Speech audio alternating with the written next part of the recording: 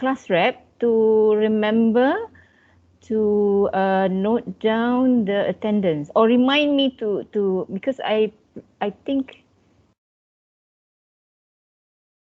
someone told me that I could actually tak ada pula that meeting option. They say I could actually see what do I have here, like take attendance, people mobilization.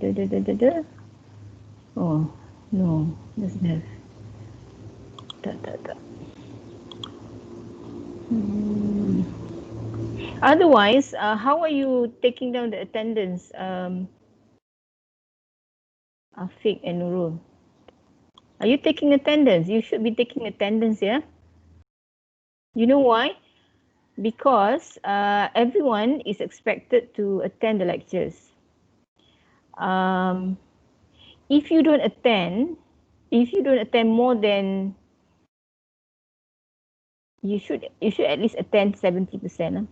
Let's say if you and you can in general you can actually maybe you're not well or something, one or twice from the lecture, excuse yourself. But if you keep not coming to lectures, and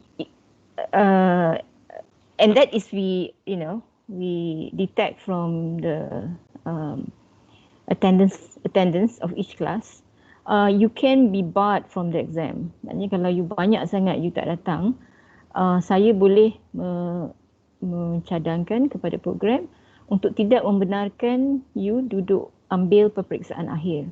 So that's the general rule for all courses. So that's why the attendance is important. Although at the same time, for my part, I will actually call you out. So I will call names, get information, ask a question or ask you to do something. So I expect everyone to be here lah. Unless you have a medical leave, you can forward your email me or scan me your medical leave form, receipt to me, and then I will note down that you're an MC, So you should be attending classes lah. The other thing is, Afiq and Nurul, are you taking attendance? How are you taking attendance? Some of the subjects are taken the attendance. Some of take turn between you and Nurul. I make a name list and take the name and see the participant in here, and I take the name. It's for me. So I expect to see the list when I want to see the list. I expect to see those things lah, because in face to face, what we do is at the end of the class, you will show me the class list with signatures on it, and then I will sign. So that is every after class, the reps will come and I will sign. But in online, I think if you prepare it every week, Afiq for the speech, Nurul for the audio, and then just have it ready. I guess at the end of it, I would need the whole list, But from time to time, I'll actually ask for you to share with me the list so that I can see who is coming and who's not coming. Okay. The other thing is that when I put things on the UKM folio will tell me which student have not downloaded the lecture notes, let's say. So be sure that you actually downloaded when I give a notification that I've uploaded materials on UKM folio. Be sure you go in UKM folio and download those materials, because the system will tell me who has not, and the system will tell me when was the last time you logged in. So the system is very intelligent in that sense. It helps us to monitor. So we expect that after the lecture, when the lecturer has uploaded, given notification, you download for your revision lah. Okay. I guess housekeeping tu je lah dari segi the quiz is next week. I anticipate 9 to 9:40. So by 9 o'clock, when you go into UKM Folio, you'll be allowed to come in to take the quiz. You have to log in into the quiz. There'll be a title, quiz number 1. So you go into that quiz and take the quiz, and then after that you can leave.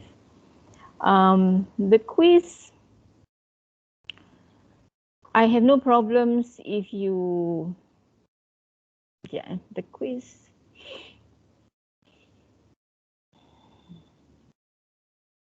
No, I don't want to make it an open book exam. That means the quiz is no reference. Not allowed to do reference. That's why I give you only 30 minutes. Kalau open book, I'll give you a day. So we will say that in the quiz, you're not supposed to refer to your notes or any other resources online or anything. So we expect that in terms of integrity, we expect that will be observed lah. Okay. All right. So now, any question? No. I'm going to share my screen.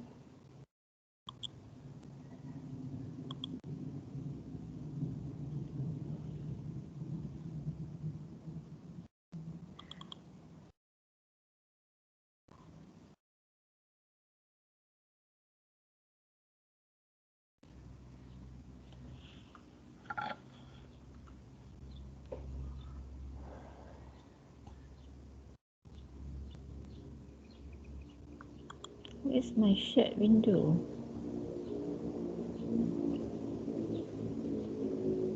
I cannot find my PowerPoint.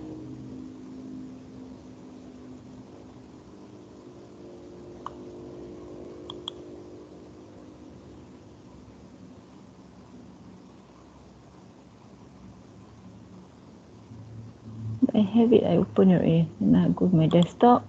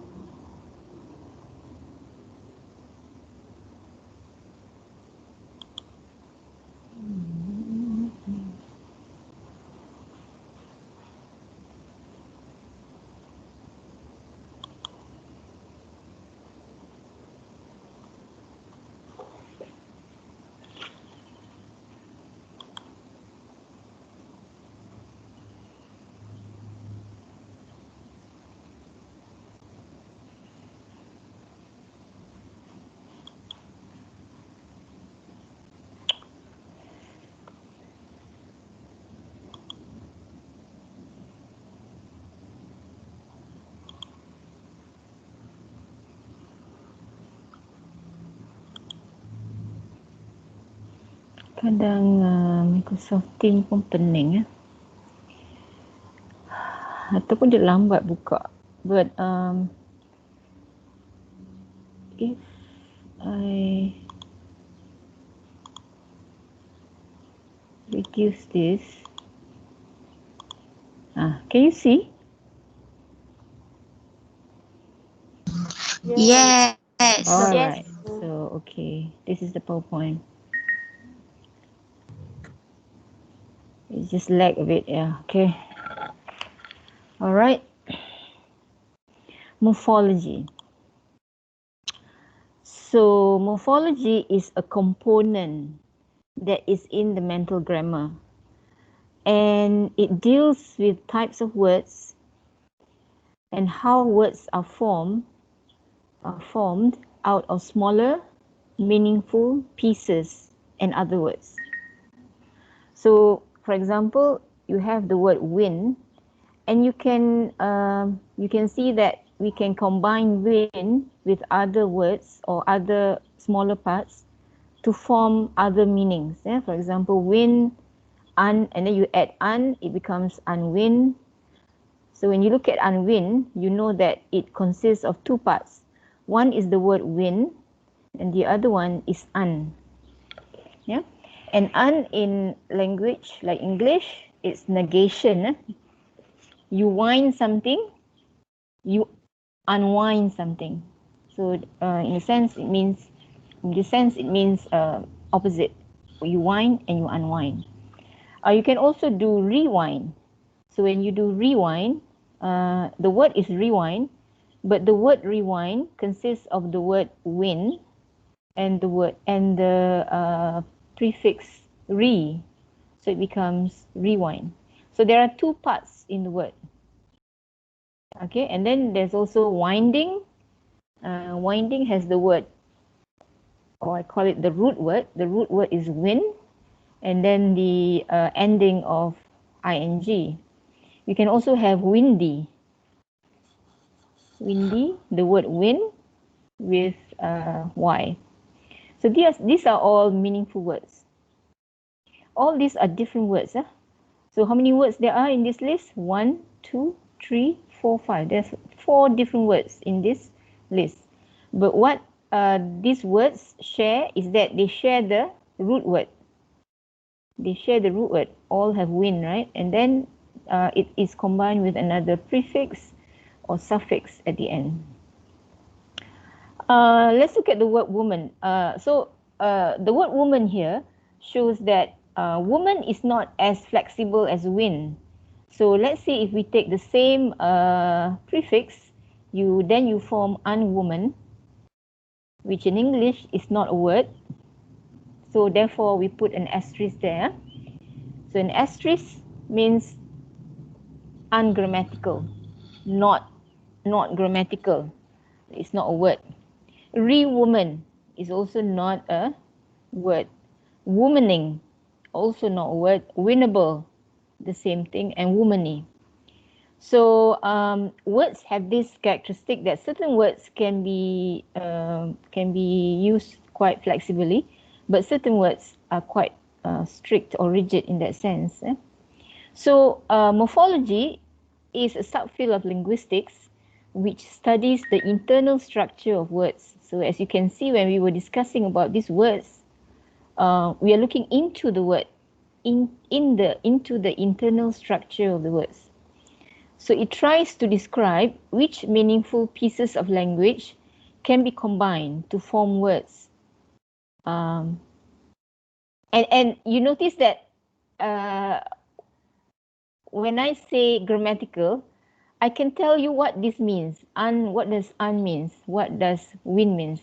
Rewind. Re means winding. Ing means progressive. D means adjectival. So I can actually say, okay, the word win, sometimes it can be a noun, sometimes it can be a verb. But in example, unwind, rewind, winding, wind is a verb because it's just used as a verb. And then windy here, it is actually a noun because it becomes an adjective. Itu tak apa. Don't worry if you don't know this. This is something that we as being a linguistic lecturer, this is what we know, and you know too as a speaker, but you just don't know it overtly lah. Yeah. And then when we say all these ungrammatical words, we are saying that it doesn't mean anything. And you have the word woman, unwoman. Is there a meaning of unwoman? Can you be a woman and can you be the opposite of a woman? Kalau kita guna, we use the same meaning of un. So, not possible. Okay, rewind is repeat kan? Can you re-woman? No. That means re here does not carry meaning. So when this doesn't carry meaning, it affects the meaning of the whole word. So that's why all the words are marked as asterisk. Okay.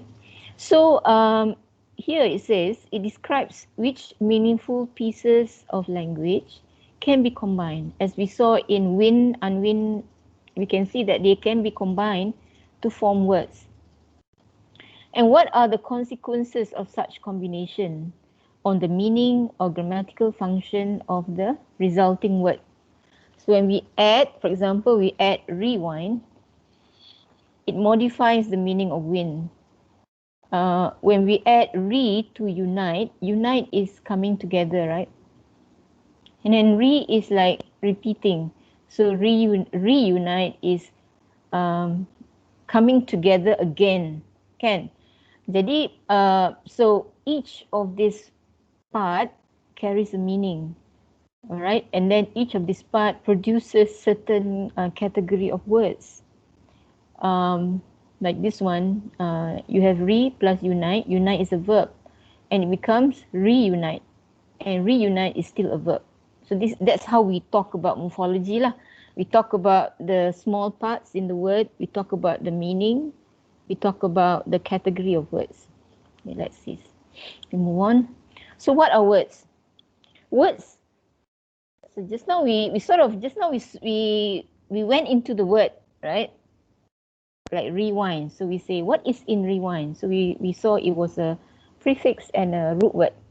Now we are talking about words in general. So words differ in form.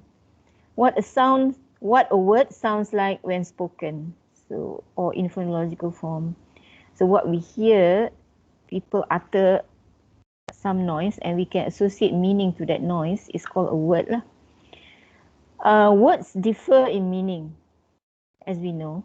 One word might not be able to be used interchangeably to mean the same thing, as we saw just now. Rewind and rewoman cannot happen because rewoman is ungrammatical. So re will say I can only attach to certain words to be grammatical. If I attach to words which are not in this list, then it becomes ungrammatical. So, and words have to have the same form and same meaning if it is considered the same word.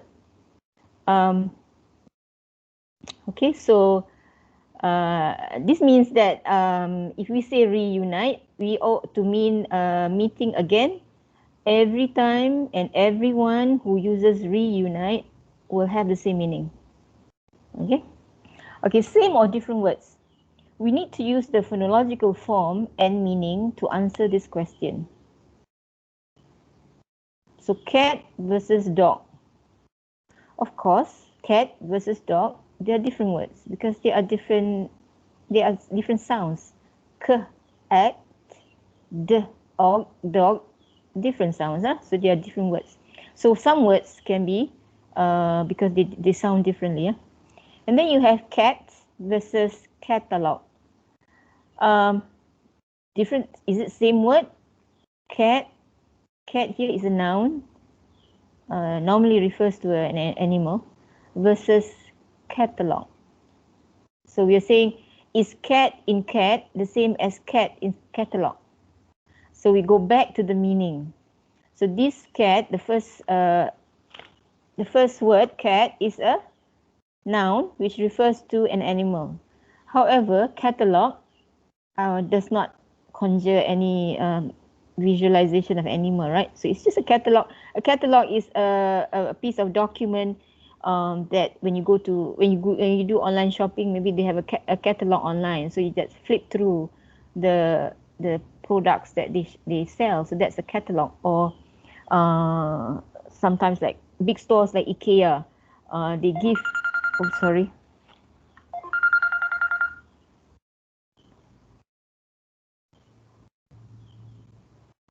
Oh, sorry.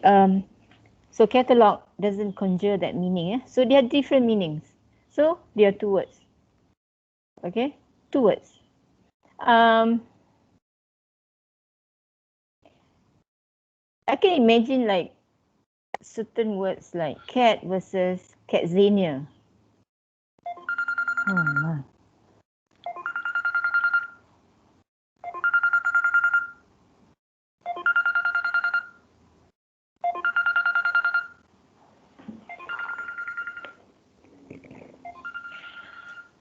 Okay. Okay. Catzania. So I can imagine cat and catzania. Cat in catzania is the same as cat.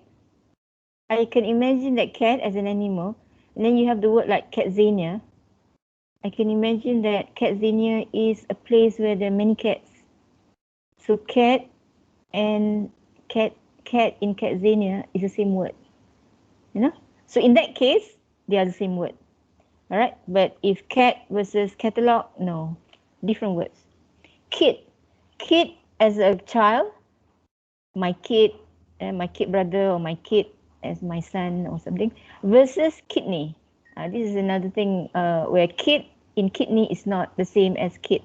So you notice that we use the sound of the word and the meaning of the word to answer the question of same or different words. Okay. You are welcome to interrupt me. You can on your mic if you want to ask a question or give a comment. Okay, it's okay. Lexical categories. Words belong to lexical categories.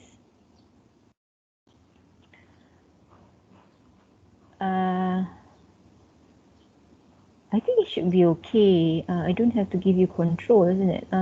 You can always on your mic. Words belong to lexical categories. So sometimes there are so many thousands and thousands of words that we know in our mental lexicon. How do we organize these words? So we say that words actually belong to categories. Lexical categories, classes of words that differ in how other words can be constructed out of them. They behave differently. For example, the word category of verb. For verb, the behavior is that we can add a progressive ing, suffix ing at the end, or suffix able. So we can say drinking, we can say drinkable. So these are the behavior of verbs. You can add that.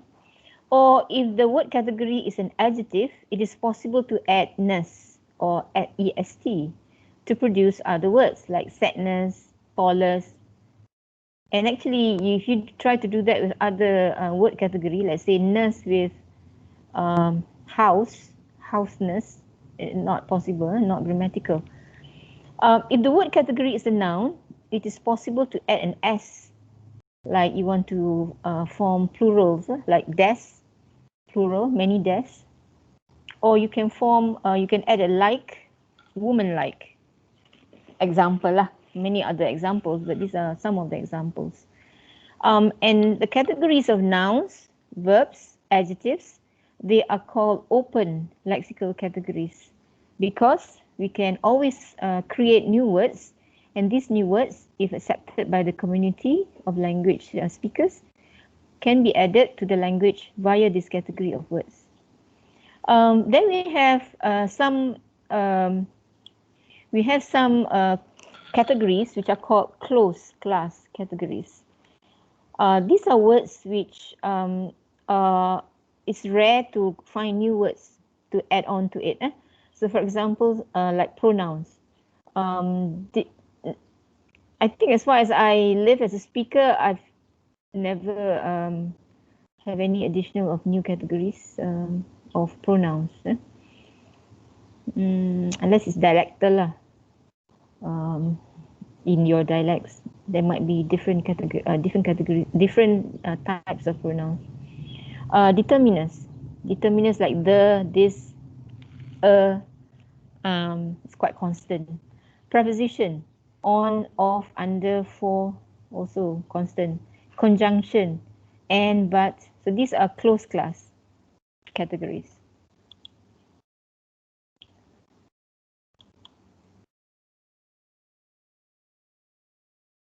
So you notice that actually you can actually analyze the word into the different part of analysis. Okay, you can talk about the form, and then you can talk about the meaning, and you can talk about the lexical category. So for example, cat, you can, the form is cat. We can put it here, cat. And then the meaning is domestic feline, and then the lexical category is a noun. What about the word catty? What is the form? The form is still catty. Catty means she's a bit catty today. Like maybe grumpish. Yeah. So spiteful. So the meaning is spiteful. She's very spiteful today, fighting like a domestic feline. So meaning this word takes from the meaning of cat. So being catty, being spiteful. And the category of the word is an adjective because we always use the word she's catty today. She is catty today. So is catty is a position where catty goes into the position where usually an adjective goes to. She is happy today. She is sad today. She is angry today. So when you put catty there, it tells us that it is an adjective lah, because you can use it in an adjectival place. Okay, derivation. Maybe I want to try using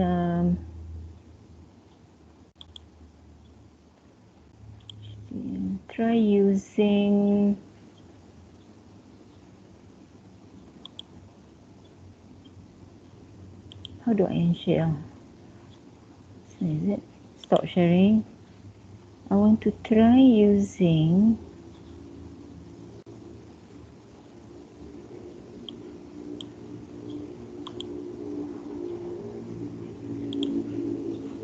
or maybe it's in the sharing mode. Microsoft Whiteboard. Let's see if we can.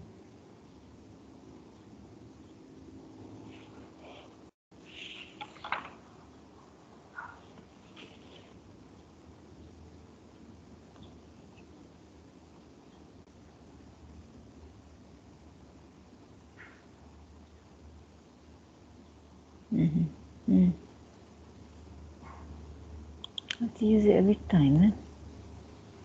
I thought I had downloaded it last time. Never mind.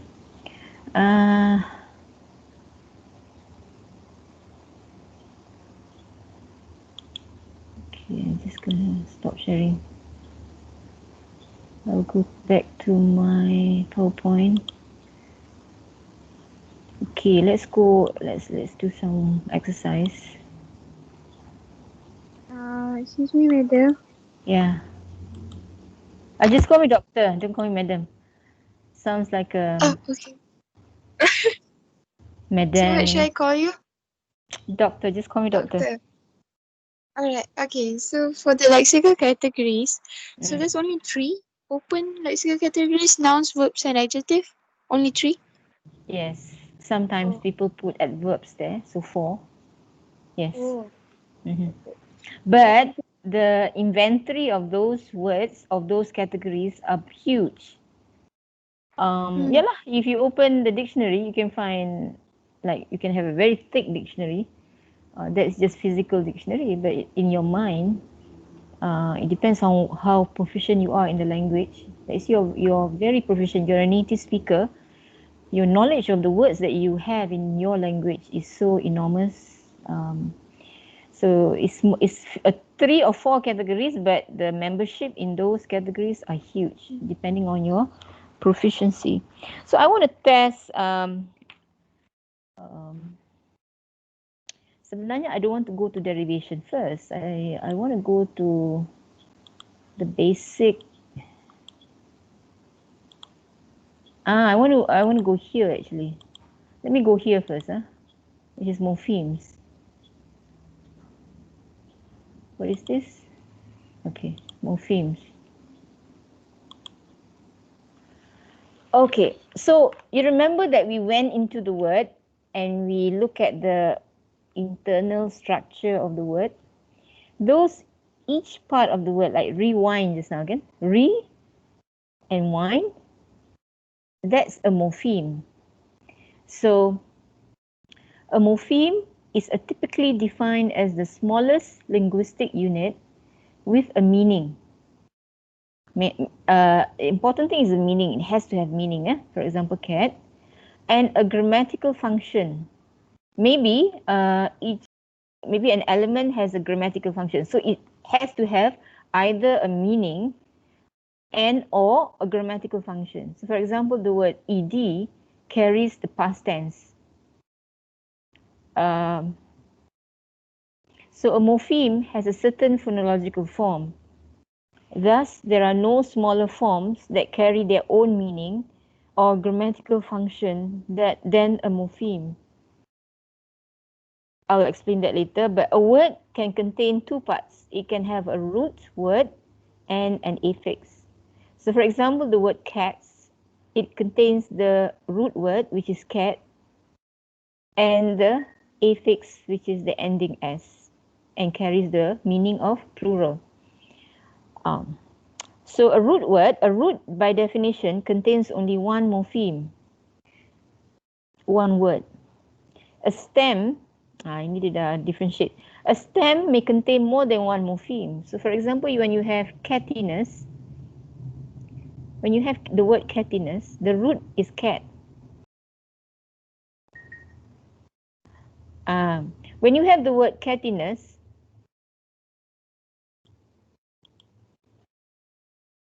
let's shoot here.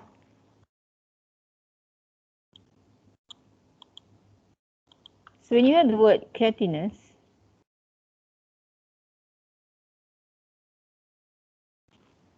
you're actually talking about cat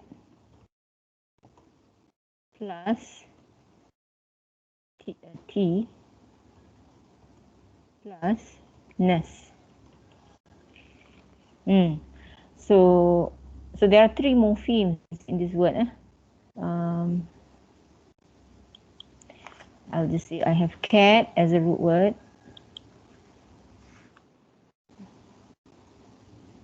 I have E.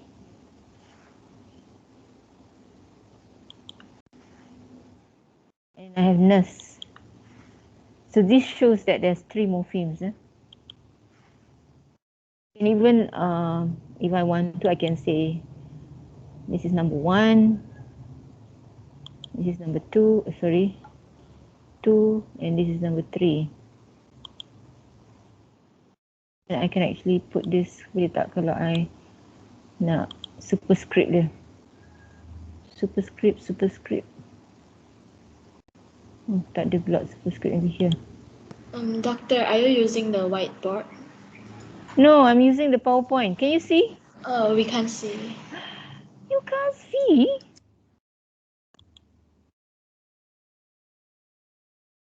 Oh, because I minute benda tu kan.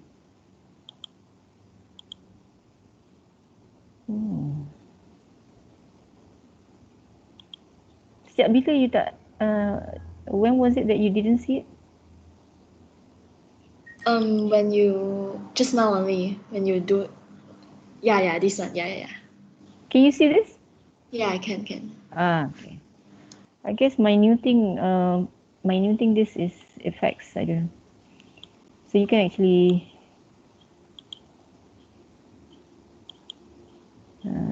superscript, no, subscript.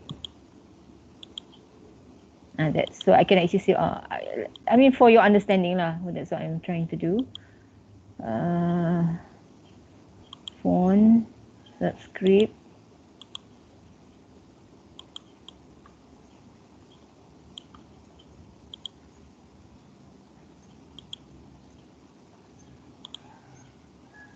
Okay, so there are three things. So what the statement just now said is that if you look at what is it? Dia kata stem.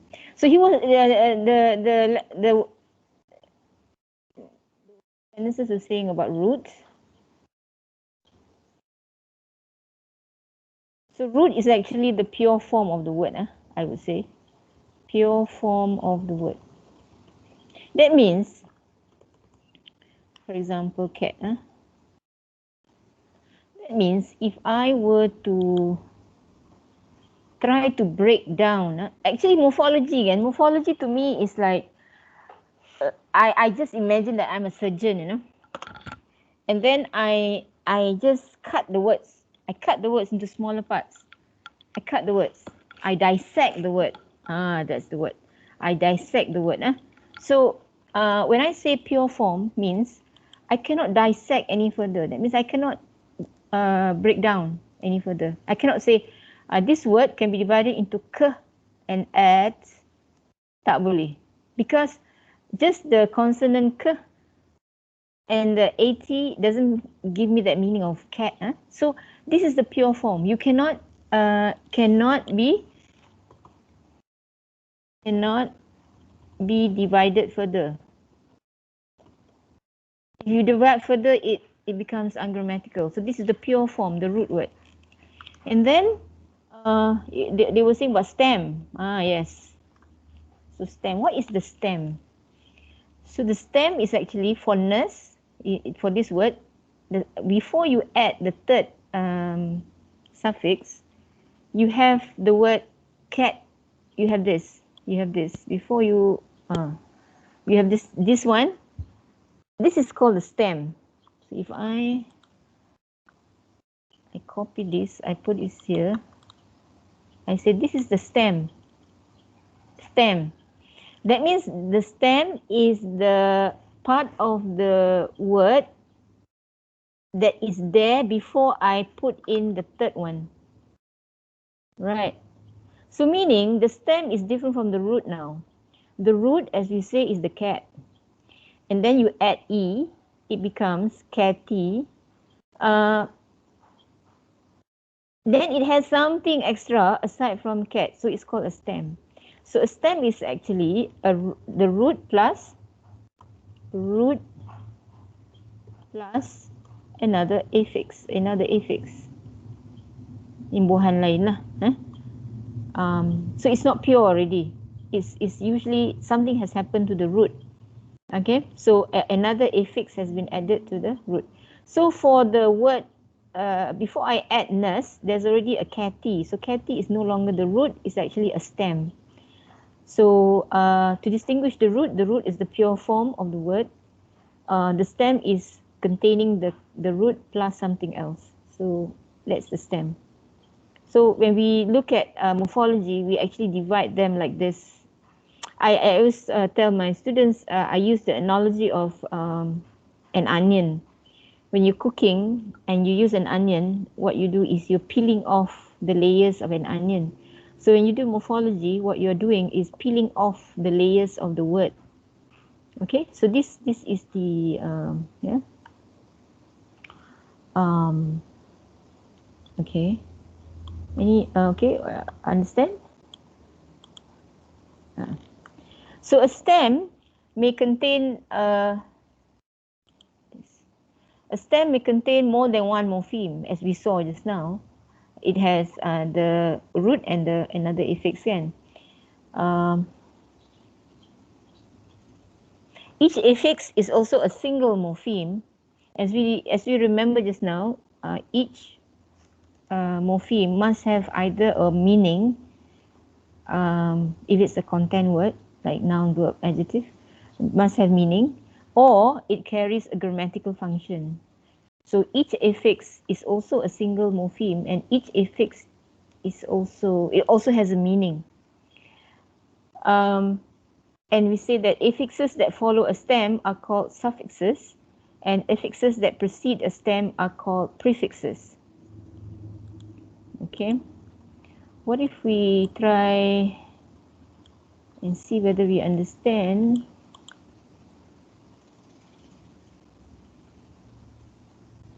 Let's take this.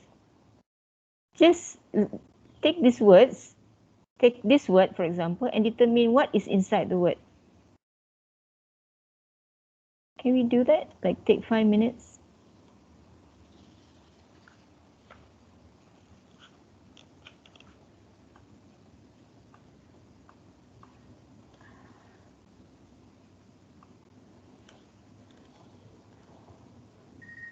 I'm going to look at the word list, the name list, and ask some of you to help to answer that question. Meaning, how many morphemes are there in those words?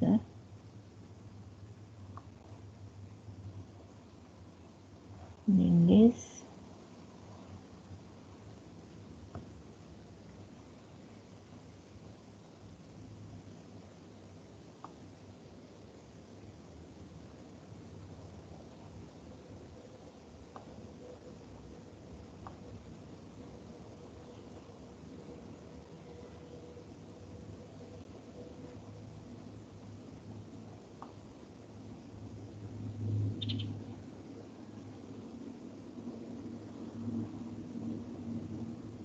The parts either they must have meaning or they have grammatical meaning, grammatical function. It carries plural, it carries adjectival.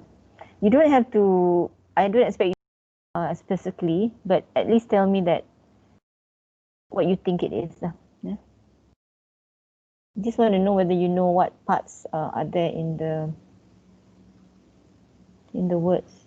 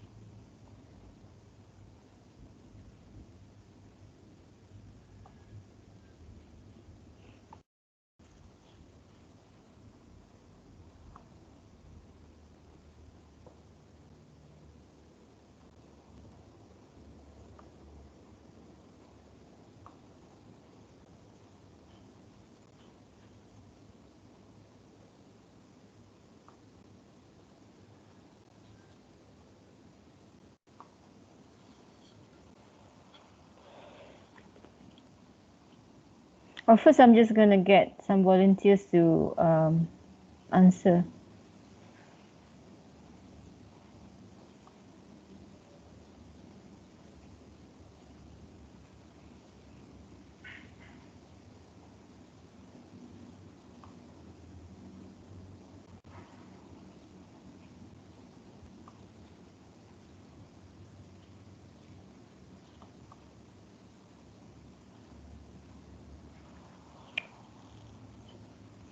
Okay, any volunteers for spiteful?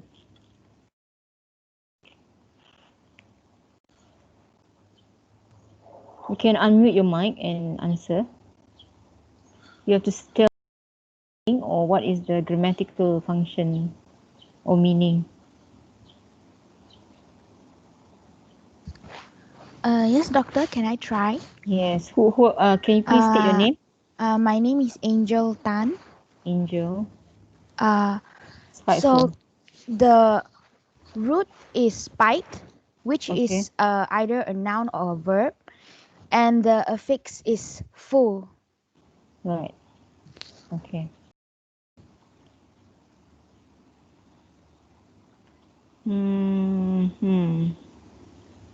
Okay, what if I tell you that some words are free morphemes? Now you have actually successfully identified the two morphemes.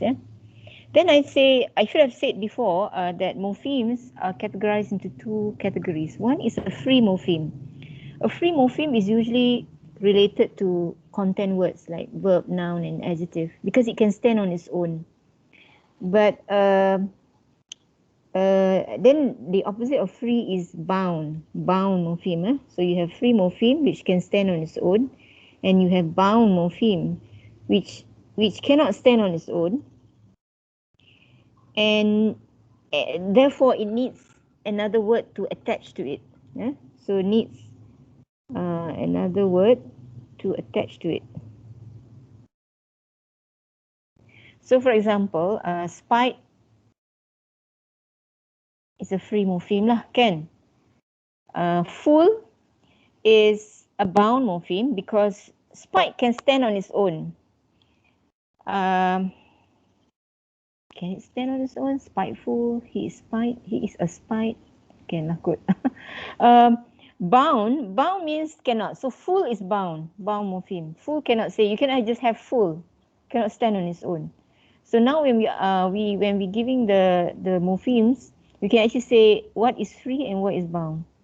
Okay. Thank you, Angel. Okay. Second word is healthful. May I try, Doctor? Yeah. And you are? Afiq, My name Hafiz. Hafiz. Okay. There are two morphemes in healthful. Mm. First one is health. Health is the free morpheme. And the second one is full, which is the suffix. Suffix is a bound morpheme. Okay.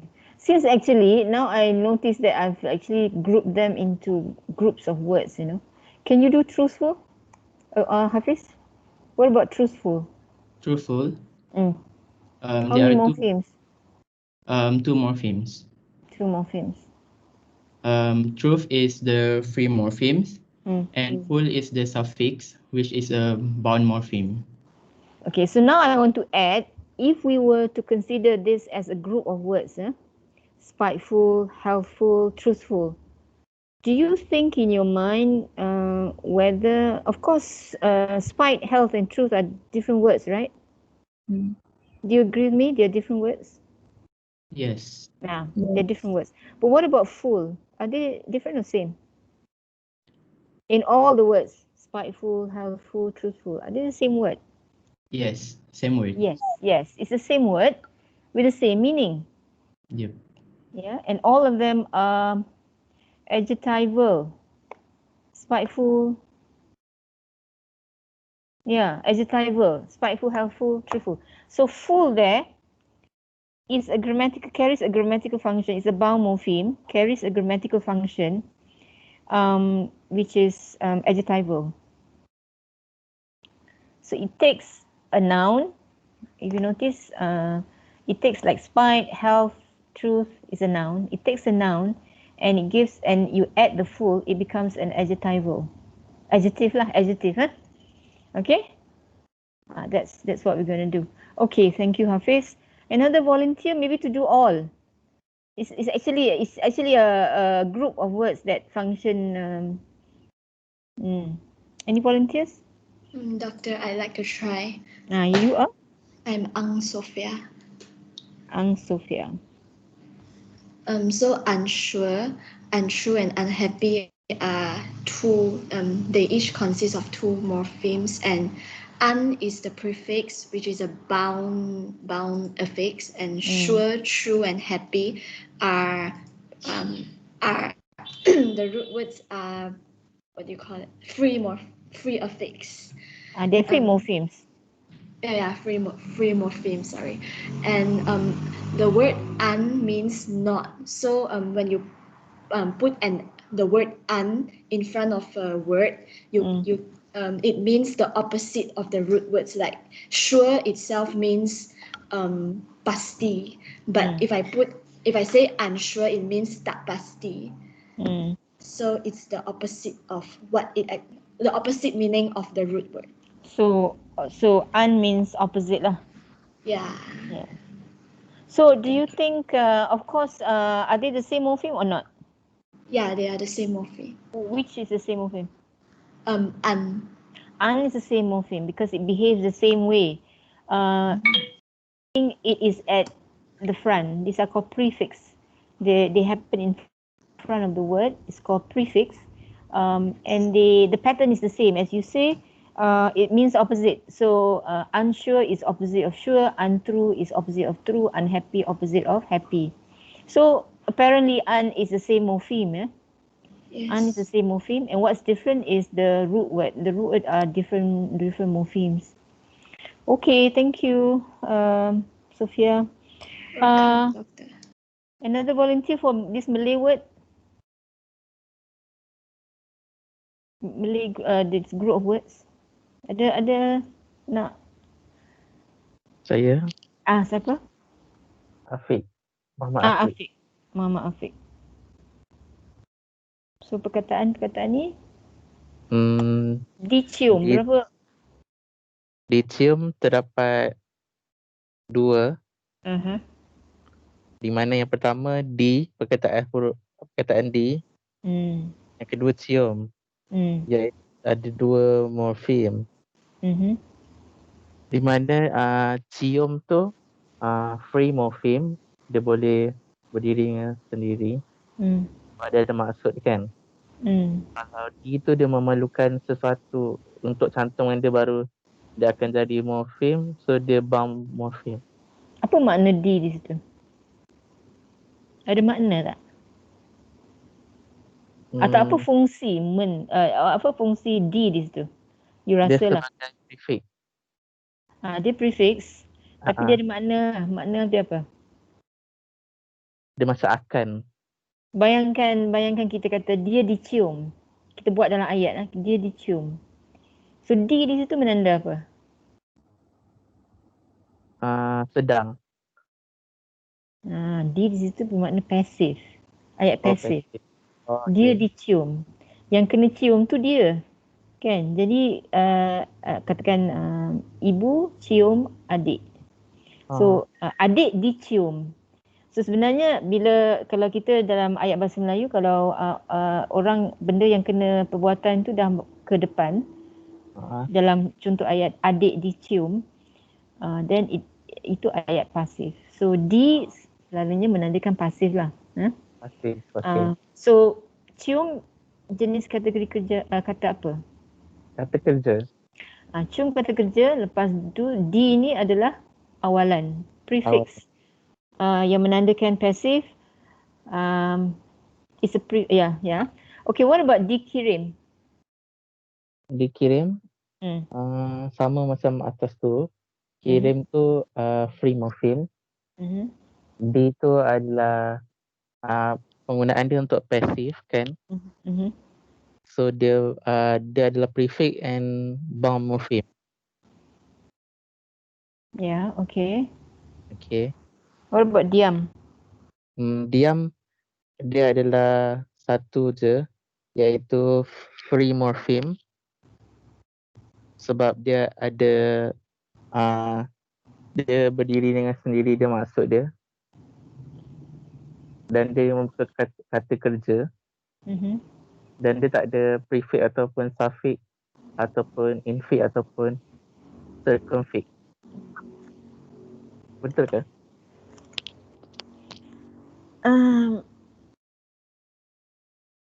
Boleh ulang tak Afiq? Saya tak ulang balik. Okay. Diam. Diam tu dia merupakan kata kerja kan kalau dalam bahasa Melayu. Dan dia satu je morfem, iaitu free morfem. It's a free morpheme Dan sebab dia kenapa tak ada, dia free morpheme? dia boleh berdiri dengan sendiri, dia maksud dia. Okay. Dan Dan dia satu merupakan lagi? kata kerja. Dan dia tak ada suffix ataupun prefix yang menjadi imbuhan kat diri dia. Tapi kalau kita penggal, kalau kita divide lagi, boleh tak diam? Tak boleh sebab itu memang kata asal dia. Itulah dia punya jawapannya. This is a root word. Okay. This is a root word. It's not a stem. Jadi kalau dicium, dikirim ni, kalau kita nak add another suffix, kan lah katakan, then boleh. Tapi diam ni dia D sebenarnya yang nak mengelirukan kita tu ialah the prefix is D in dicium, dikirim. Tapi D di sini bukan prefix. Because maknanya pun bukan kan. Bentuk ya mungkin mengelirukan, tetapi maknanya tak ada bentuk prefix tadi, tak ada bentuk maknanya, tak ada makna pasif kat situ. In fact, it's part of a root word. Okay, so this is just trying to confuse you. Right. So what can you conclude with the whole 3 words here? Let's summarize. Maybe dari segi phonology, dari segi visual dia ataupun dari segi subjek. Yelah. Dari segi itu penulisan nampak sama. Tapi kita kena tengok juga dari segi meaningful dia. Meaning dia. Untuk tentukan sama ada dia free ataupun bound morpheme. Itu. Okay.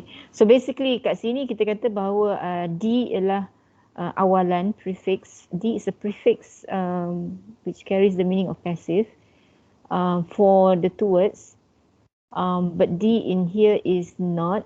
It's actually, diam is actually a root word. Okay. So now we go to stoppable, fixable, laughable. Any volunteers? I'd like to try, Doctor. Okay, your name? Vinita. Vinita, alright. So in stoppable, fixable and laughable, the able is the suffix, which is a bound morpheme, and the stop, fix and laugh is the free morpheme. Okay, yeah, that's right. Okay, the last one, penulisan, pembuatan, pengaliran. Volunteers? Doktor, I nak try. Okay. Okay. Apa nama? Alia. Alia. Okay. Penulisan, pembuatan dengan pengaliran, tiga-tiga tu dia ada prefix dengan suffix, which is per dengan an, depan dengan belakang. Lepas tu dia punya free morphemes tu macam yang tengah-tengah dia, tulis, buat dengan alir. Macam tu. Okay. That's correct, Alia. Correct. Maknanya the root word is tulis, buat and alir. There seems to be a prefix and a suffix. Tapi later we'll see that actually in Malay there is a type of imbuhan yang dipanggil imbuhan apitan. So this is actually imbuhan apitan. So imbuhan apitan ni dia come in a structure. So pen-an. So it's actually one morpheme. Pen-an. Pem-an. Peng-an. Dia datang macam, imagine macam gigi palsu kan. Kalau orang yang dah tak ada gigi tu dia buat gigi palsu, dia just the structure je, dia punya rangka je gigi tu. Jadi dia akan letakkan rangka tu dalam rongga tu kan yang tak ada gigi tu. So pen ni walaupun pada amnya nampak seperti prefix and suffix, tetapi sebenarnya dia adalah imbuhan apitan where it's always used together. In fact kalau ni kan we say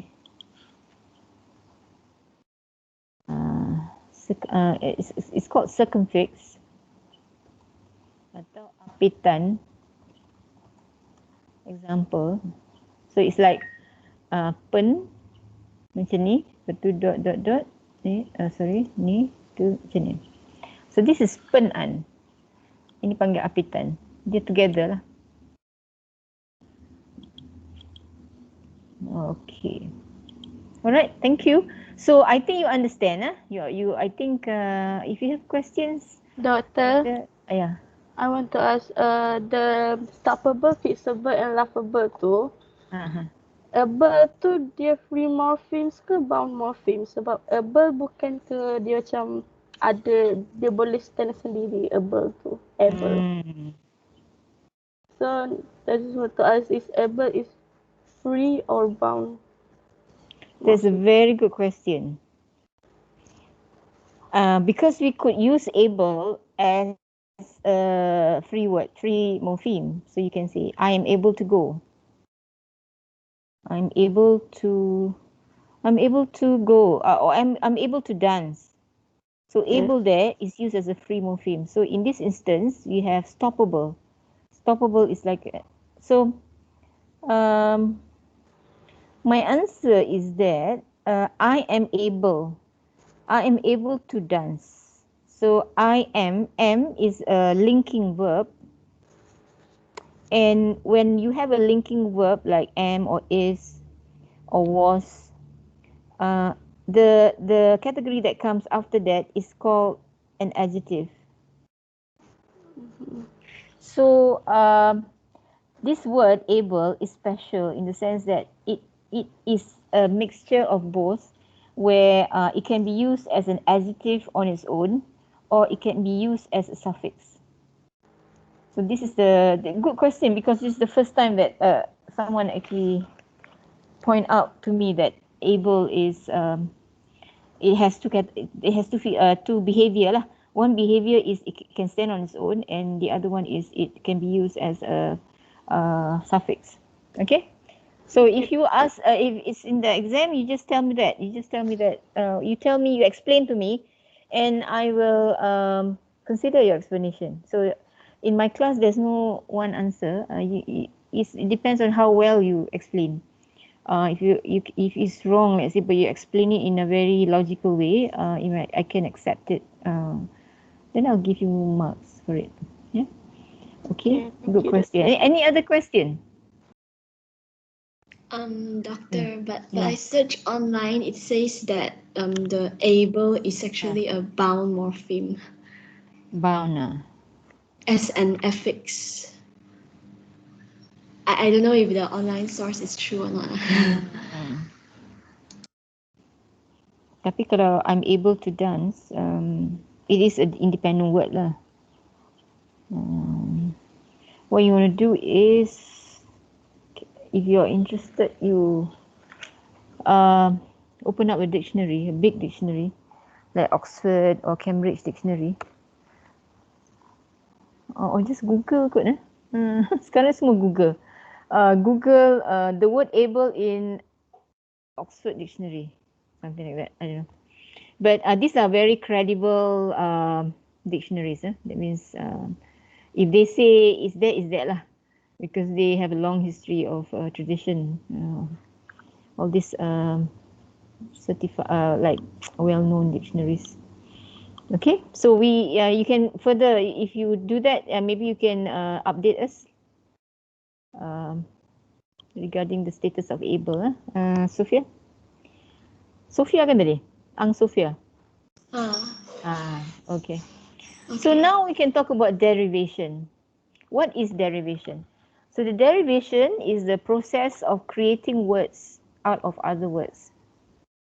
It takes a word and performs one or more operations on it, the result being some other word. The resultant word is either the same category or a different category.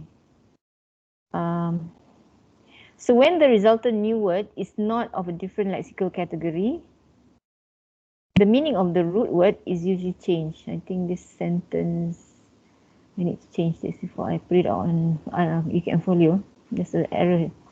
Wait, when the resultant new word is not of a different lexical category, or it's okay, which is a different category, the meaning of the root word is usually changed. What does that mean? Play is the same category. Play is the same category. So we have play and playable. So then you still get verb. Oh, sorry, no. You have play, which is a verb. Playable. Oh, ni tak habis ni. So playable is an adjective. So this is the changing of category. Play is a verb. Playable is an adjective. So resultant is an adjective. So meaning, kalau kita nak summarize, we say verb. See whether I have insert here. Okay, ada symbol.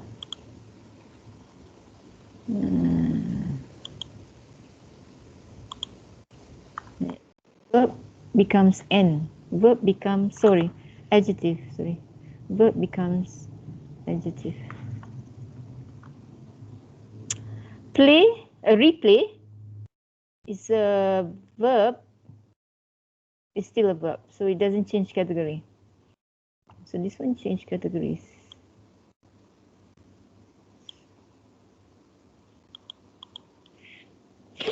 Unkind, adjective. Unkind. Kind is adjective, but with altered meaning. Unkind. Un means not.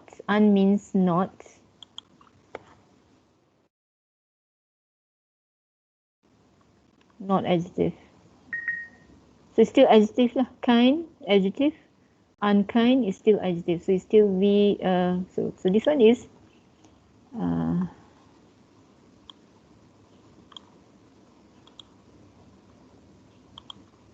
so you can see here, be, then here,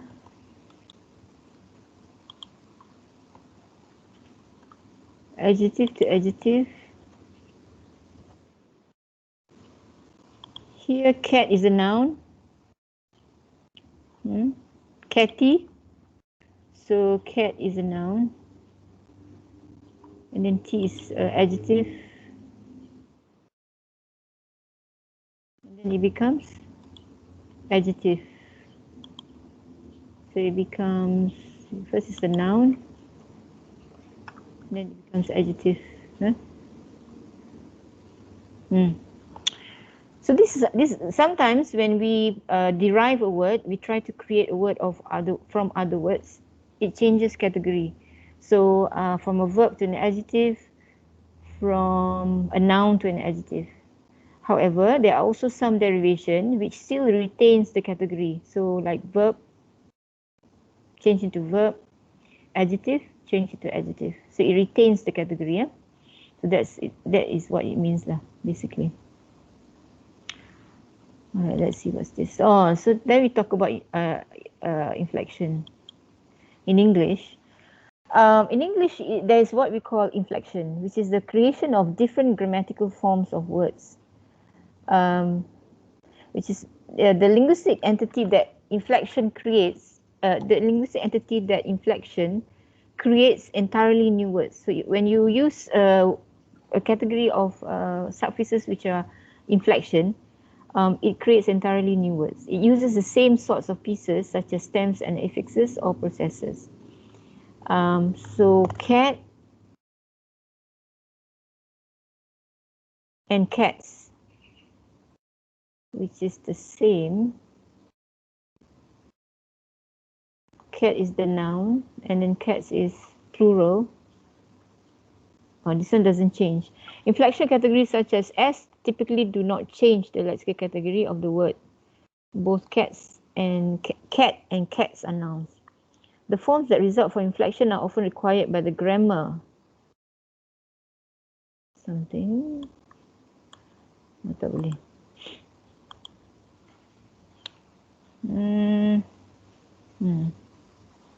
So let's say I have 4 cats. Still doesn't work. Still ungrammatical because you need to have I have 4 cats. Mesti ada S kat sini. You need an S. Alright. Inflectional affixes of English. So these are the kinds of inflectional affixes like third person singular means if you have a singular subject and then the verb needs to have an S because this is singular subject, then the it is marked by S in the verb. They call it third person singular. Past tense, ed, usually with the verbs like she waited. Waited is ed is a past tense. Progressive, ing, she is waiting. Progressive, ing. Past participle with an n or ed, has eaten or has tasted. Plural is an inflection. Comparative, er, like taller or faster. And superlative, est, tallest and fastest. Sometimes different meanings or functions can be marked by the same phonetic shape. Different meanings or functions can be marked by the same phonetic shape. Affixes that sound alike but have different meanings or functions are called homophonous. Homophonous. The word homophonous comes from the meaning of homo. Homo is the same, and then phonous is the phones. Phones is sound, so same sound. So for example, er. Taller, faster is comparative. And this is inflectional. And then when you're comparing between two things, taller and faster. A is taller than B, A is faster than B, then it becomes comparative inflectional. But when you have speak and a speaker, the ER here is different from, it's not comparative, it's actually making the word to be an agent. If speak here is the verb, and then speaker, you're saying that the person who speaks. So you sort of use the ER to indicate that this is a person, a person who speaks. So the ER here is now becomes a derivational. So the form ER here, the form ER, which is comparative versus the derivational, is homophonous. Homophonous means it looks the same, it sounds the same with each other. So they are the same. Therefore, it is important to consider not only form but also meaning. Although they look the same, but they are not the same. They look the same, the form is the same, but the meaning is different, right? Because taller and faster is comparative. You're comparing, comparative meaning. But ER here is agent or derivational. So they are homophonous, but they are different. One is an inflection and one is a derivational. Form and meaning necessary when identifying multiple morphemes, but in fact do not. For example, catalog does not carry the meaning feline or stem of a tree, therefore it means inventories. So in fact, it is not divided into the different parts. It's actually a one root word, catalog. It is a monomorphemic word, catalog.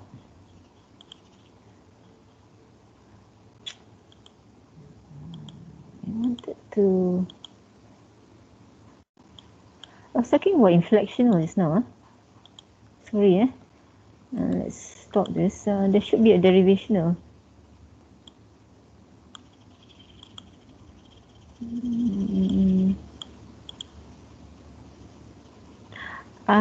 See. So I already talked about derivation and derivational and inflectional. So this would be a derivational affix, not derivation, but derivational affix.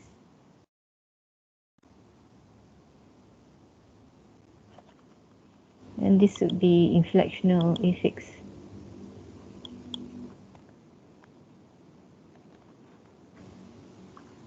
Alright, and then inflectional morphemes, then okay. Classifying elements. Actually, we've been doing this in this class prior to this. So in morphology, the most basic act of analysis is a comparison of words based on form, meaning, and lexical category. Such comparison allow for the segmentation of words into smaller parts that they contain, which is morphemes. We notice that simple words cannot be broken down into smaller, meaningful pieces. They consist of exactly one morpheme, like diam tadi kan is one morpheme, like catalog is one morpheme. They cannot be divided further, and they can stand alone.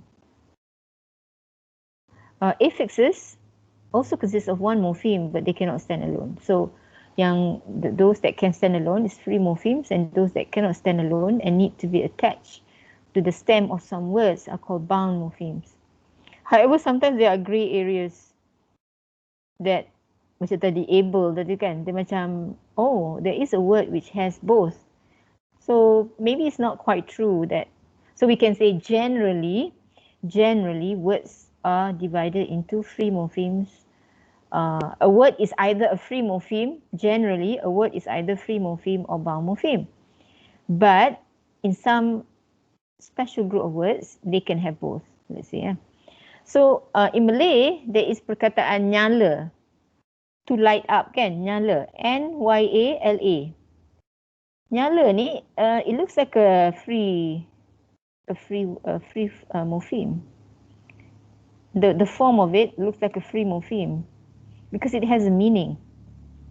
But actually, nyala cannot stand on its own. You have to say nyalakan,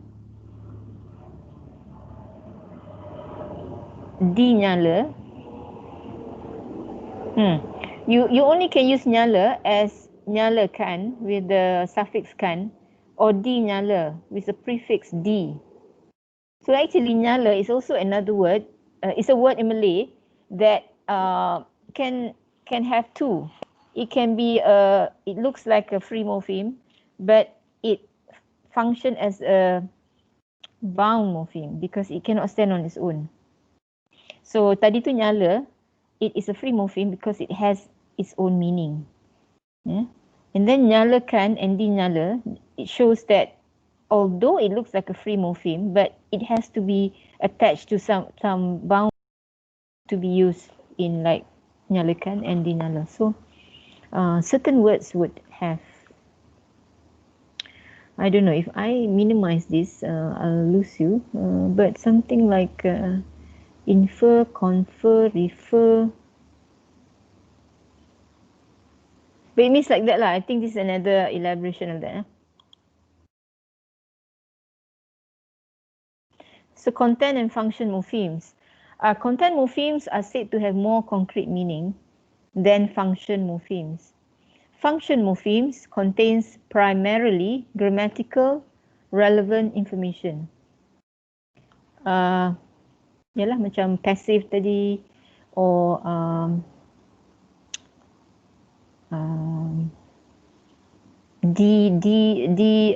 ter, for example, carries the meaning of unintentional, something like that, or it is used to produce verbs, or used to produce nouns or adjectives. Those are functions lah. So a free word like cat is a prototypical content morpheme with a fairly concrete meaning. It carries semantic content in that it refers to a certain feline individual in the world.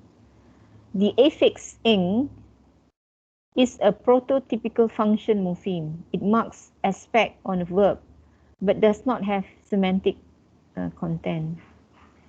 So let's say running. So ing is nothing else but just function lah. Yeah.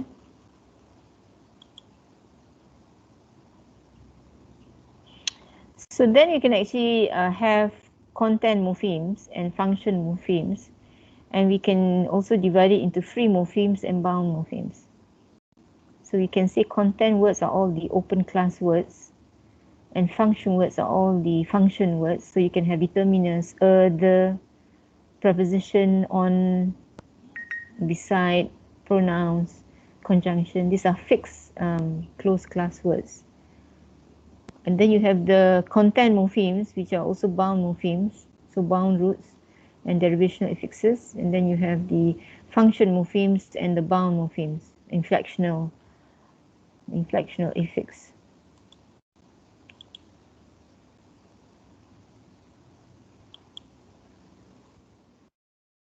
Okay.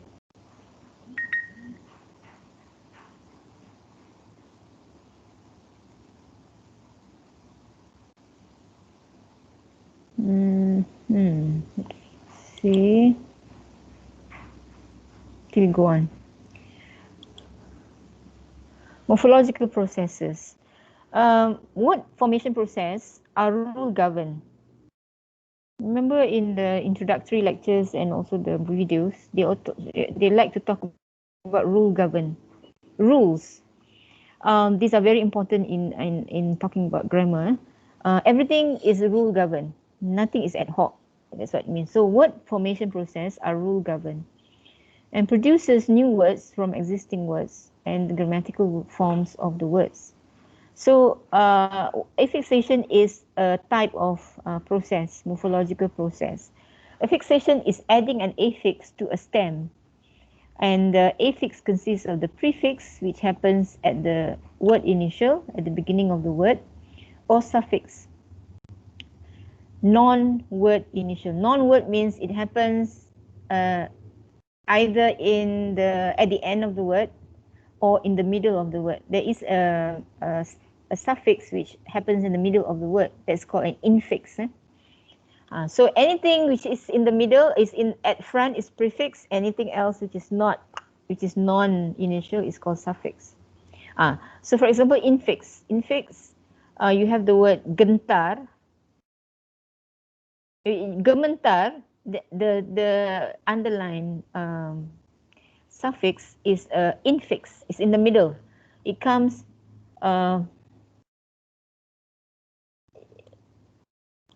it's actually from the word gentar, you know. So we say we want to insert the symbol. So we have mula dia perkataan gentar, root,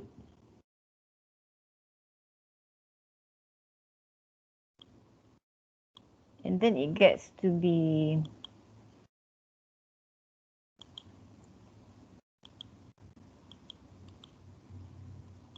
gementar.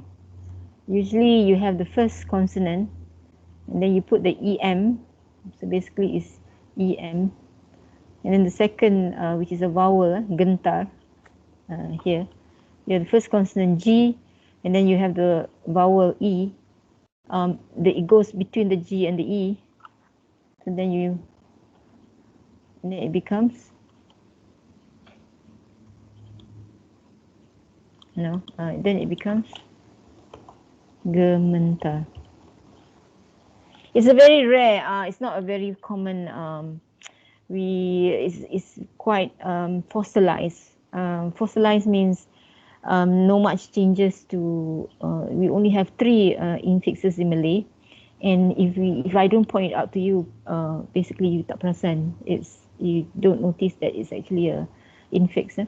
But it's actually it came from the word gentar, which is the root word, and then you put in the infix in the middle between the first consonant and the vowel, and it becomes gementar. So this is an example.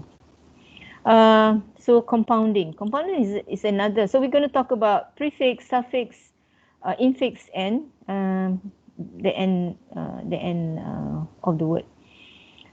Compounding is another process which forms new words from one or more independent words. The words that are the parts of the compound can be morphemes themselves, words derived by affixation, or even words formed by compounding themselves. Basic compounding atau dalam bahasa Melayu dipanggil kata majmuk. Kata majmuk it consists of two free morphemes. So for example, compounding of free morphemes. So you have girlfriend. So basically it's girl and friend, 2 free morphemes. Girlfriend. Okay, or you can have compounding of affix words. For example, you have air and then you have conditioner. So conditioner is already, you can see a suffix here. So air conditioner. Or iron and board, and then with the word iron you put an ing, it becomes ironing board. Compounding of compounded words. So you have lifeguard chair, lifeguard, and then you put chair, so it becomes lifeguard chair. Aircraft. Aircraft is already compound, but then you add carrier, aircraft carrier. So then it is a compound word which has 3 free morphemes. Another process for Malay is reduplication, atau kita panggil gandaan. It is a process of forming new words by doubling either an entire free morpheme or part of it. Kalau if it's an entire free morpheme, it's called total reduplication or partial reduplication. So buku-buku, kereta-kereta is total reduplication. Rerama, berbudak, berbolak-balik. So for rerama, berbudak, it basically takes the first syllable and repeats it but changing the vowels. So berbudak, ambil daripada budak ni, repeat and then change the vowel. Berbolak-balik, basically you find that it's the sequence of vowel that is changed from the O OA, OR to AI, vowel. So for some words like for English, it's called alternation, where the morpheme there has been an internal modification to the morpheme. Nothing to do with the sounds in a particular word pair or larger word set. It marks morphological function. So, for example, man and men, you find that there is a change in the vowel, in the middle vowel. But in English, this alternation is used to refer to irregular plural. Usually in English, you mark plural by S, but here it is irregular. So it's just a change of the vowel. Same with goose, geese, change of vowels. Same with foot and feet. All these are basically irregular plurals. All right.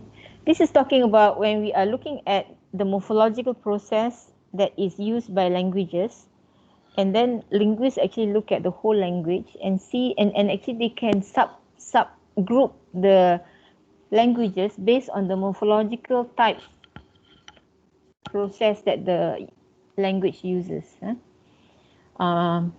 Maksudnya, berdasarkan kepada jenis proses morfologi itu, ahli bahasa boleh mengklasifikasikan bahasa-bahasa ni kepada kelompok-kelompok tertentu. Jadi misalnya bahasa analitik and synthetic and agglutinative. Analytic languages are a group of languages because they use the morphology of sequences made up of sequences of free morphemes. Each word consists of a single morpheme used by itself with meaning and function intact. Purely analytical language are also called isolating language. They do not use affixes to compose words. So Mandarin, for example, they use like free form to mark the morphemes. So dia tak ada affixation. Okay. Syntactic languages. In this language, bound morphemes are attached to other morphemes. So a word may be made up of several meaningful elements. The bound morpheme may add another element of meaning to the stem derivation or indicate the grammatical function of the stem in a sentence. For example, English. The first type of syntactic is called agglutinating language. Malay is agglutinating. The morphemes are joined together relatively loosely. It is usually easy to determine where the boundaries between morphemes. So for example, when you say makanan, makanan, makanan, immediately as a speaker of the language, you know that it consists of makan and an. So very senang nak kita bahagikan kepada segmen-segmennya kan. Very loosely joined and clearly to be distinguished. The second type of syntactic language is called fusional languages. Words are formed by adding bound morphemes to stems, just like agglutinating language. But in fusional languages, the affixes may not be easy to separate from the stem. It is hard to tell where one morpheme starts and the next begins. The affixes are characteristically fused with the stem, and these are often alternations to the forms of both the stems and affixes. For example, Spanish, hablo, I'm speaking. Hablo is I'm speaking. Habla is she is speaking. And hablo, I don't know my pronunciation if anyone of you know Spanish. Hablo maybe is I spoke. So you notice that, okay, hablo is I'm speaking. So which is the pronoun and which is the verb and which is the affix? These four letters represent I am speaking. So you not clear, not as easy as Malay lah. It's a bit difficult. So you might have to look at more data from this language. So you have to compare between hablo, habla, and able, hable. So alternation they very is fused with the stem. And the third type of syntactic language is called polysyntactic languages. These are some highly complex words which may be formed by combining several stems and affixes. This is usually a method of making nouns, subjects, objects into parts of the verbs form. Sora is a language spoken in India which allows such incorporation of objects into verbs. So you might have something like aninyam joten, and it means he is fish catching, or he is catching fish. So something like fusional yang tadi tu kan, yang susah. So types of languages lah. You really don't have to, this is just like for information that what you need to know is that based on the morphological process, languages that they use, languages can be subdivided into different types of languages. That's all. You don't really have to memorize this. This is another thing that we do. After we look into the word, we actually can show the relationship, hierarchical structure of words. So internal structure of words can be represented by a tree diagram. This is what we call a tree diagram. The hierarchical structure shows the layered structure of the word or steps involved in the formation of the word. So for example, we say reusable. So we have to figure out, we have three elements here. What comes first? So is it usable or is it reused? So in this tree diagram, we say, okay, is reuse first. So re and use combine to be reuse, which is a verb. And then verb combines with able, it becomes an adjective, reusable. So this is a tree showing the hierarchical. So the first step is the verb, and then the second step is the adjective. Oh, see. Let's try another example. Oh, sorry.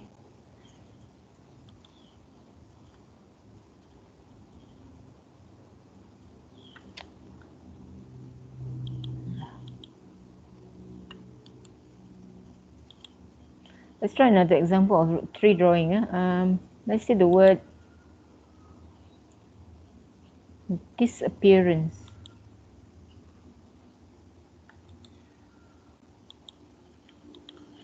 The word is disappearance. So you first determine what is the root word.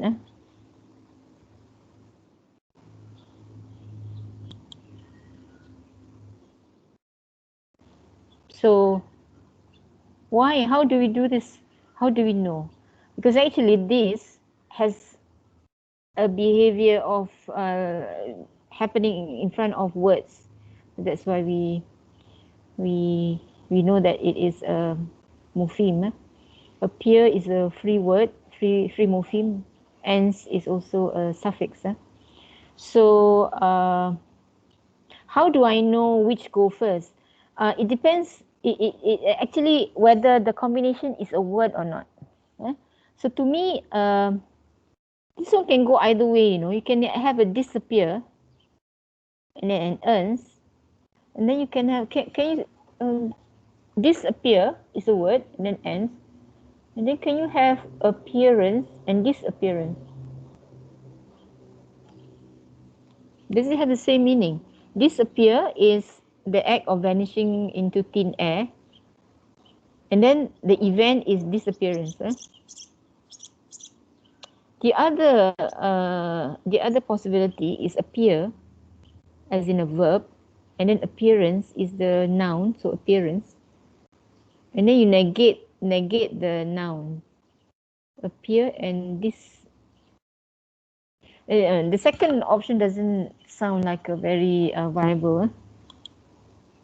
So I will go with the first option. That means I'm going to draw. I'm going to do this first.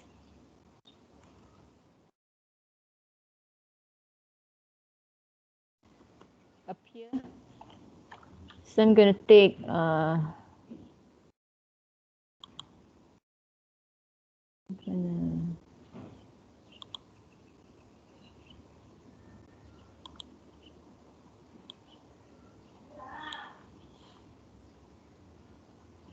okay.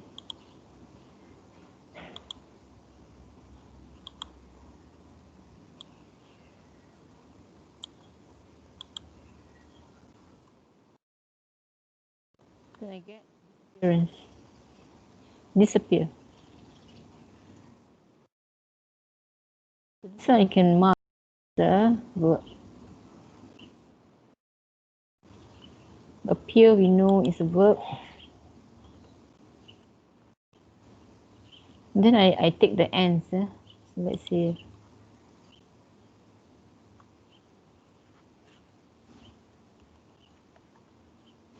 So then this is actually disappearance. You have to think about the word ends.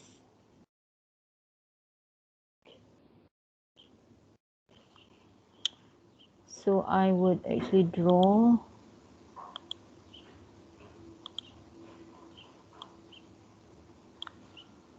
like that, and then another line. You see, if you are drawing it with your pen or pencil, it's very fast, isn't it? Then I get the word disappearance.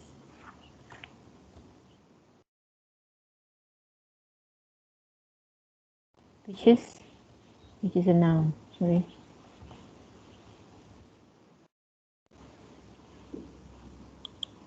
So I tell you that earns is probably a noun, but we can check on it later because it takes the disappear, which is a verb, and change it into a noun, disappearance. So this must be a noun. That's how the verb gets to be a noun. So this is the tree diagram of the word disappearance. Okay. Do you want to take a try to draw unrespectable, and maybe one or two of you can share with me your. You can draw on your paper. You can use paper and pencil to draw, and then you take a picture of it and you share the screen with me.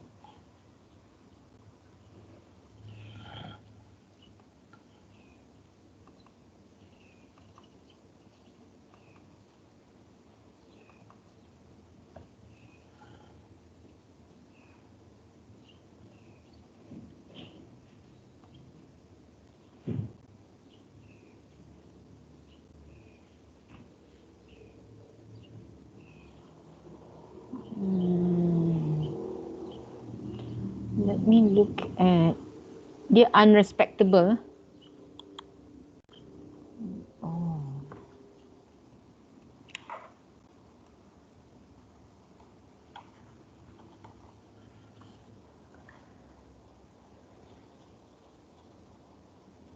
Let me look at your reading and see for chapter morphology.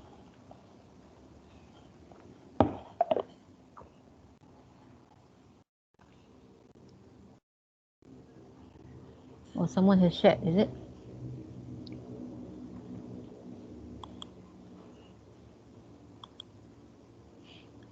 Is it in the chat? Oh, that's mine. Oh, that's mine. Okay. I wanted to.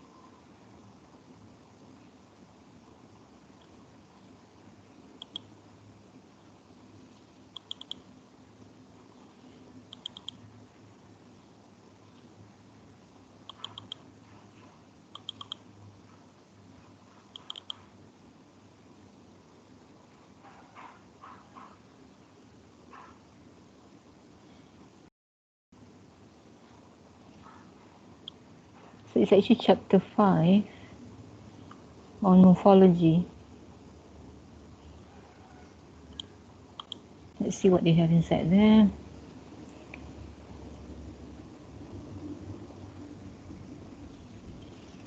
Great.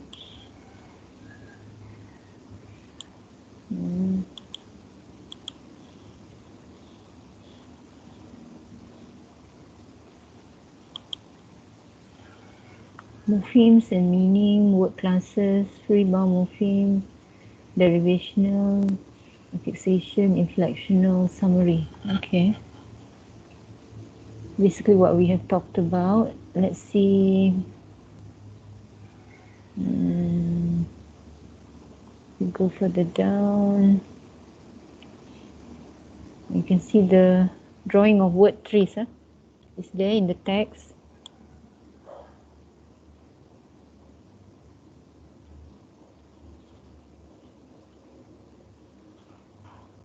So what else?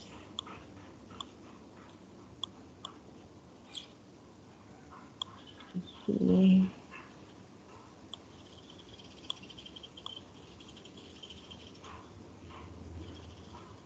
Sometimes they have review, practice and explore here.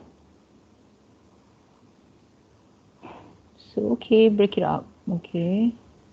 Finding function words. Okay. What's missing? Free and bound morpheme. Analyze the morphology of the following text except in which the author places morphological rules. Let's see if you can find. So 1, 2, 3, 4, 5, 6, 7, 8, 9,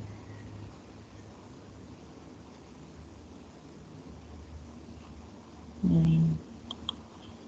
Oh, banyak.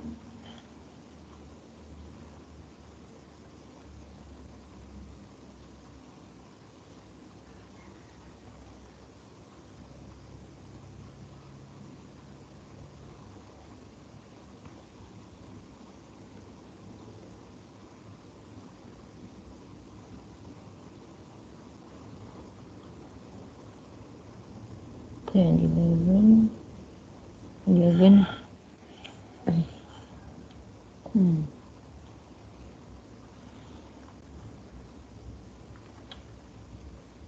Good. So there seems to be exercises at the back of the chapter 5 that we can use. Okay, this is. We'll go back. Anyone wants to share with me their 3?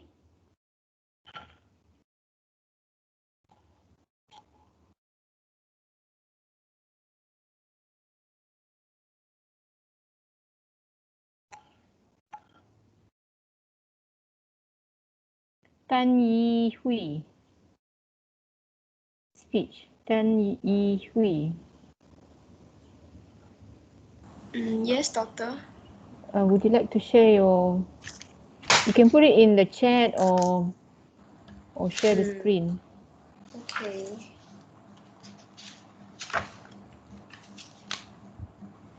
And how do I share the? Can I take the picture? Take a picture and then you share. What? We would. So there are 10 exercises that you could do. So I'm going to divide the names. So sekarang speech ada berapa ya, Afiq? Berapa orang students? 23. 23. And the new girl has she has a matrix number already? Yeah. Okay. 23, and then audio has how many, Nurul? 26. 26. So 49. So I will actually say, okay, these names, do question berapa as homework. Yeah. So the work for this lecture is you read chapter 5. Everyone reads chapter 5, which is actually similar to what I've been doing, but more information. So it's good to reinforce your understanding. And then you will do one exercise at the end. And then maybe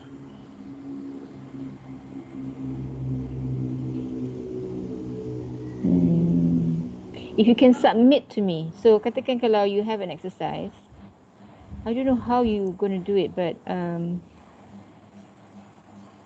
either you do it on your apa tu WhatsApp, ataupun you open a Google Meet to talk about how to do the exercise in your group tu kan, and then try to come up with an answer and submit that to me.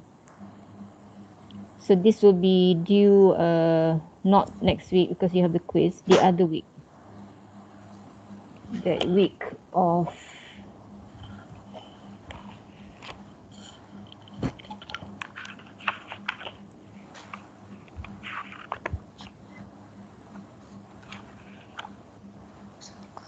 so next week is your quiz. It's due on 11th of November. Wait, we are now 28. Okay, 4th is your quiz. So 11th of November. So 11th due 11th November. I will open up like a in the in the you can follow where you can upload your group answer. So this would be homework, morphology homework. Okay, so usually when we have this kind of work, you probably need to find a group leader just for that work, a group leader, and then the leader will actually get people to decide when to meet, and then will be responsible to ensure that the work is done, submitted online on you can follow. All right. This is just to reinforce what you have, the lecture and also the reading. Okay. Yi Hui, are you ready?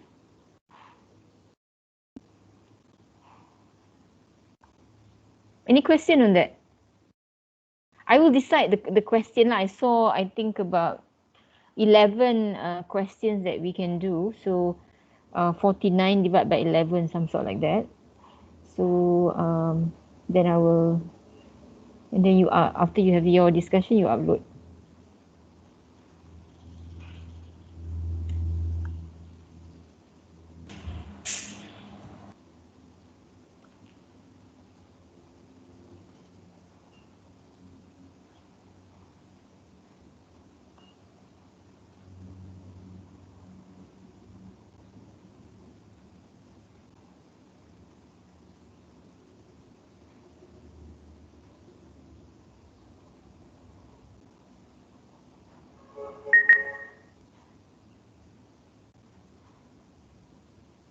Are you doing okay, Hui?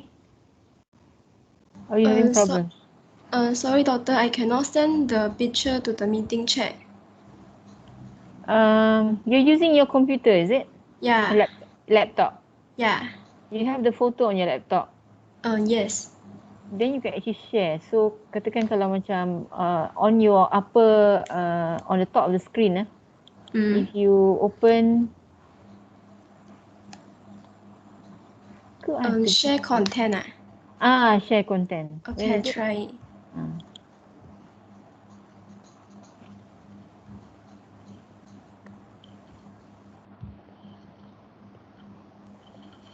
Can doctor see it?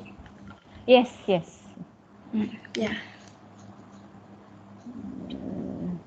Can you explain? Not. Can you all see? Yes. Can Can you explain your answer? Okay, so I do this two. The first one is unrespected. So the unrespected is a noun and the able is the suffix. Unrespectable. Yeah. Okay. Well, unrespectable is really not a noun lah. It's an adjective. Adjective. Okay, sorry. So it's Alright. adjective and the suffix is able. And so divide unrespect. I take the word unrespect from the unrespectable out, and unrespect is a verb. And divide, the un is the prefix and the respect is nouns.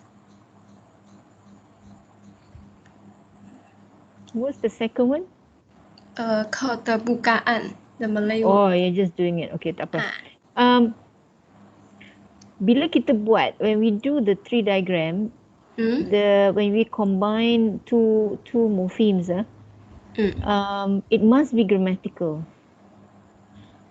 in the language. So, for example, you put unrespectable kan? Yeah. So you put with respect, and then it becomes unrespect, right? Yeah. Then you have to think about whether unrespect is grammatical or not. Is it a word in Malay, in English? So unrespect is not a word, Oh, okay, I see. So that means it's another different kind of tree. They say unrespect is a word. Is a word based on? According to Wiki dictionary, unrespect is a lack of absence of respect. So it's actually a word.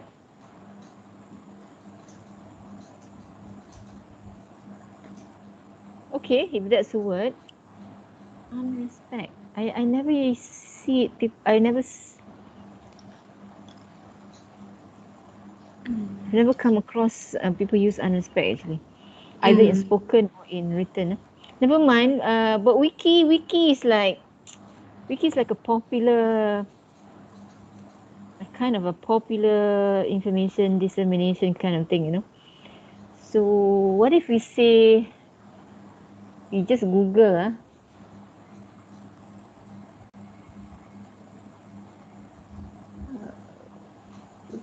Google. The question is unrespect a word in English? See what you get.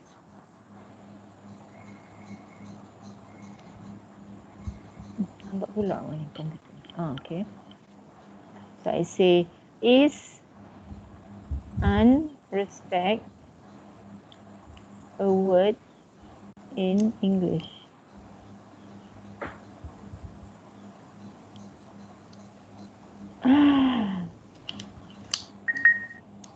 Wow, it is, but not used much. Let's see, which dictionary? Or even Collins English Dictionary has it. Merriam-Webster. Tapi Merriam-Webster says unrespective. And Cambridge English Dictionary says disrespect. Unrespect, Wiktionary. So there is a mix lah. Some say yes, some say no. And usually, well, Merriam-Webster is quite a reputable dictionary, but it does have unrespective. Dia unrespective. Actually, unrespect. I think in the newer dictionary they accept unrespect, but in the older dictionary they say unrespective or disrespect. Okay. Okay. So okay lah kalau macam tu, terima lah. Okay. So unrespect and then you put an able, it becomes a adjective, because able itself is an adjectival. You can put an adjective beside able. Okay. Jadi sebenarnya bila kita buat tree diagram for the word, for any word, when we combine the two morphemes, it must be grammatical. Okay. Right. So what you're doing is correct. If you permit me, I'm going to talk about keterbukaan kat sini, since you have it already. So good. So you notice that terbuka. So terbuka is ter and buka is the verb, and actually ter is also a verb, and then it becomes terbuka, which is a verb. And then just now, as I said, kean. Kean is also a circumfix. So kean ni imbuhan apitan. And rightly,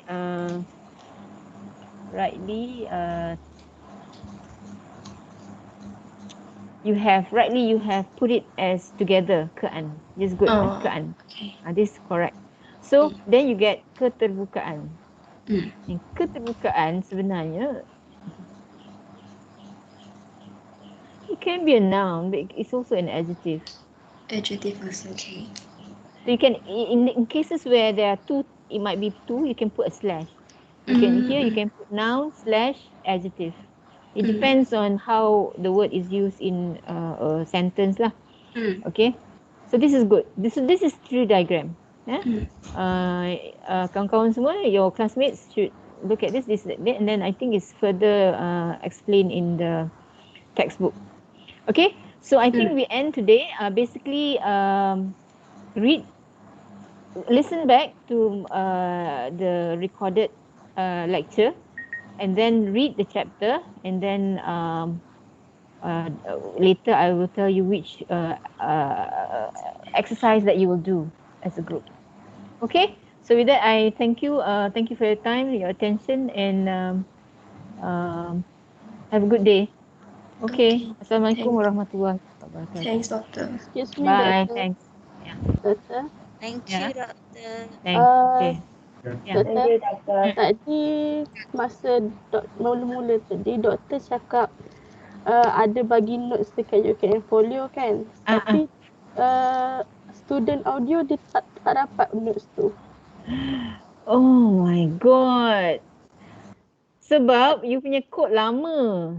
Tetapi di dalam UKM Folio dia tak ada pula based on code. They just have linguistic or pengenalan kepada linguistik. Audio punya Masalahnya. UKM Folio tak ada langsung apa-apa kat situ. I can tanya ketua program lah macam mana tu. Sebab sebenarnya speech punya group dia now berada dalam curriculum baru. It's our new curriculum.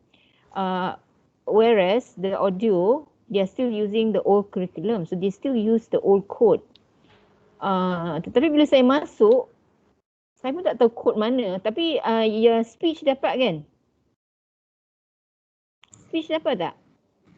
Dapat. So maknanya yang saya nampak screen dalam UKM Folio is speech punya, the new code. The old code, I need to find out where I go to put the slides there. Tetapi in the meantime, if Afiq, you downloaded already, you forward to Nurul, and Nurul email lah to all her classmates. Okay, can do Afiq? Okay. Boleh. Sorry Nurul, yes, I will try to figure out that problem, okay? Okay, that's Okay, bye-bye. Assalamualaikum.